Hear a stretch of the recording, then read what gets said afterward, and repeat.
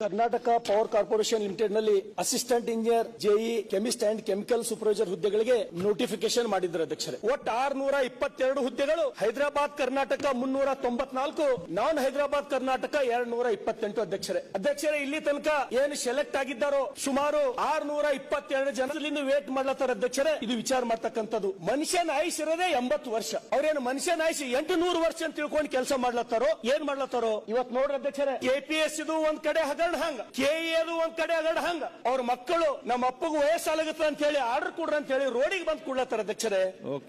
ಈ ಫೋಟೋ ಒಂದ್ ವೇಳೆ ನೋಡಿದ್ರೆ ಮನುಷ್ಯ ಅಲ್ಲ, ಕಲ್ಲನ್ನು ಕರಗ್ತದೆ. ಇದು ಏನು 622 ಜನ ನನಗೆ ಇವತ್ ನೌಕರಿ ಸಿಗ್ತದ ನಾಳೆಗೆ ನೌಕರಿ ಸಿಗ್ತದ ಅಂತ ಹೇಳಿ ಬೀದಿ ಬೀದಿ ಓಡಾಡ್ಲತ್ತಾರ. ಇದ್ರೊಳಗೆ 4 ಜನರು ತಂದೆ ತಾಯಿ ಹಾರ್ಟ್ ಫೇಲ್ ಆಗಿ ತೀರ್ಕೊಂಡಾರ ಅಧ್ಯಕ್ಷರೇ. ದಯಮಾಡಿ ಸಚಿವರ ಕೈ ಮುಗಿತೀನಿ, ಇದು ಸೀರಿಯಸ್ ತಗೋಬೇಕು. ತಾವು ನೀವು ಕೆಪಿಟಿಸಿಎಲ್ ದೊಳಗ ಆದೇಶ ಕೊಟ್ಟಿರಿ ಕಂಡೀಷನ್, ಆಮೇಲೆ PSI ಆದೇಶ ಕೊಟ್ಟಿರಿ, BMRCL ದೊಳಗೆ ಆದೇಶ ಕೊಟ್ಟಿರಿ, RWS ದೊಳಗೆ ಕಂಡೀಷನಲ್ ಆರ್ಡರ್ ಕೊಟ್ಟಿರಿ. ಆದ್ರೆ ಇವ್ರಿಗೆ ಯಾಕೆ ಈ ತೊಂದರೆ ಕೊಡ್ಲತ್ತಿರ್ತಾವು?